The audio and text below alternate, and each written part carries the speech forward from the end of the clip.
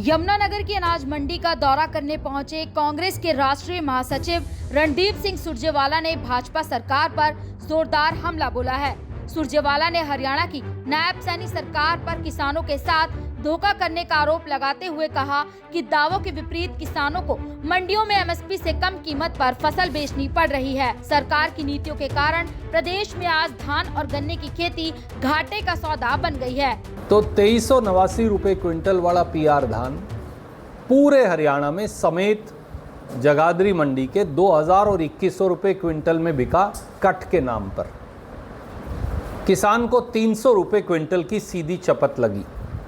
वादा था 3100 रुपए का, मिला 2000 और 2100 रुपए। तो वादे के मुताबिक देखें तो 1000 रुपए क्विंटल की चपत है। एमएसपी के आधार पर देखें तो 300 रुपए क्विंटल की चपत है। अपने इलाके के अंदर मुच्छल थोड़ी औरों के मुकाबले में ज़्यादा हो जाती। मुच्छल की हालात ये है कि 3300 रुपए क्विंटल के अंदर औसतन, कहीं 3100 भी बिकी है, 3200 भी बिकी है, किसी भाई को 3350 भी मिल गए होंगे, पर औसतन 3300, 3000 से 3300 रुपए के बीच में मिली। 12 साल पहले जब कांग्रेस की सरकार थी, 11 साल पहले, तो यही मुच्छल 4600 से 4800 रुपए क्विंटल में इसी मंडी में बिकी हुई है। आप आड़तियों का रिकॉर्ड चेक करवा लीजिए। पिछले साल भी यही मुच्छल 3800 से 4000 रुपए में बिकी। तो 1000 रुपया क्विंटल मुच्छल पैदा करने वाले धान के किसान का सीधा सीधा नुकसान है। 1509 थोड़ी कम होती है पर होती है अपने ज़िले में।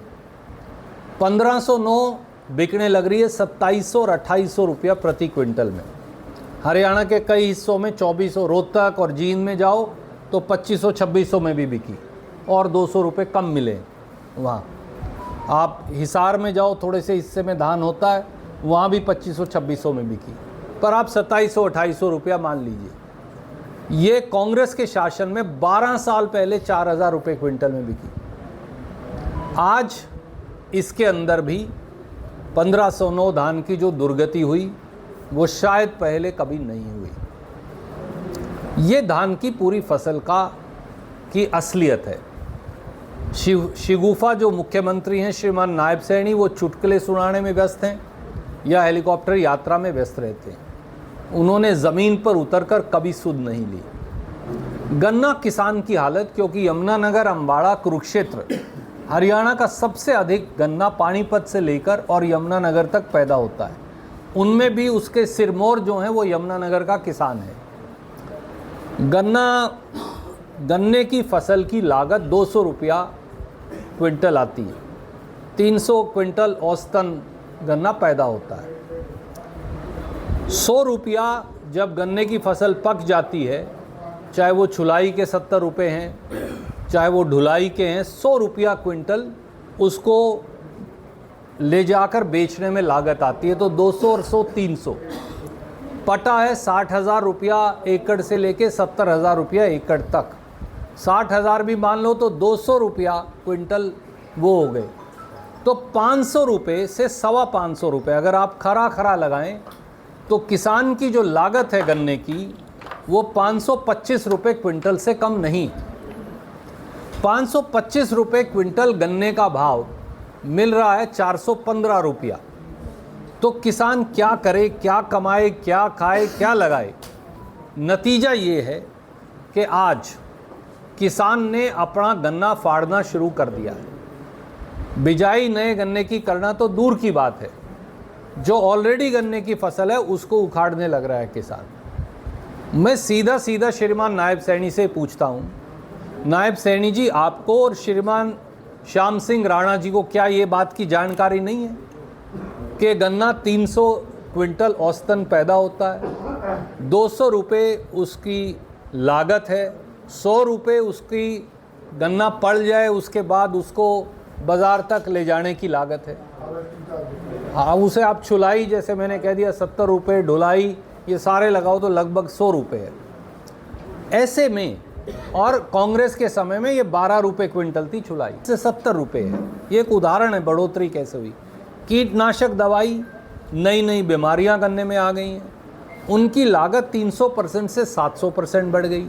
डीजल की कीमत 125% बढ़ गई 2014 के मुकाबले में। हर चीज़ की कीमत बढ़ गई है, परंतु किसान की फसल की कीमत नहीं बढ़ रही। जब लागत 500 सवा 500 रुपये है तो अगला 415 रुपये में क्या खाएगा और कमाएगा? क्या ये बात को नायब सिंह सैनी जी और कृषि मंत्री जी नहीं जानते या समझते? और इतना ही नहीं, मैं आपको याद दिलाना चाहूँगा, पत्रकार साथी यमुनानगर के गवाह हैं, 320 रुपये क्विंटल पे हम गन्ने की कीमत छोड़कर गए थे कांग्रेस के शासन में 11 साल पहले। आज कितनी है? 415 रुपये है 11 साल बाद। 11 साल में बढ़ोतरी कितनी हुई? 95 रुपये। 95 को 11 से भाग करिए, 9 रुपये 50 पैसे प्रति क्विंटल का बढ़ोतरी हुई है औसतन बीजेपी की 11 साल में। 9 रुपये 50 पैसे में किसान क्या खाए कमाए और आड़ती क्या करे? इसका कोई जवाब श्रीमान नायब सैनी देंगे, अगर हो तो ज़रूर वो गन्ना पैदा करने वाले किसान को दें। और तीसरा पहलू गन्ने की फसल का है, हरियाणा में 14 शुगर मिल्स हैं। अगर आप गन्ने का रेट इतना कम रखेंगे कि किसान गन्ना फाड़ देगा, तो ये शुगर मिल कैसे चलेंगी? हज़ारों करोड़ रुपए का इनके ऊपर कर्ज है, हज़ारों कर्मचारी इनमें काम करते हैं। ये अर्थव्यवस्था को, जैसे यमुनानगर की अर्थव्यवस्था को चलाने में सरस्वती मिल का रोल है, योगदान है। कल को ये मिलें बंद होगी तो आप क्या करोगे? मजदूर कहाँ जाएगा? कर्मचारी कहाँ जाएगा? गरीब कहाँ जाएगा? सरकार के पैसे का क्या होगा? इसका कोई जवाब नायब सैनी जी दे सकते हैं तो दे दें। बहरहाल 22 सितंबर से प्रदेश के अनाज मंडियों में खरीफ फसलों की सरकारी खरीद जारी है। एक तरफ जहां सरकार के नुमाइंदों का दावा है कि किसानों की फसल एमएसपी पर ही खरीदी जा रही है, वहीं विपक्ष का कहना है कि किसानों को नमी के नाम पर एमएसपी के लाभ से वंचित किया जा रहा है। यमुनानगर से सुरेंद्र मेहता, पंजाब केसरी टीवी। हमसे जुड़े रहने के लिए हमारे YouTube चैनल को सब्सक्राइब करें और नई वीडियो की नोटिफिकेशन के लिए बेल आइकॉन को दबाएं।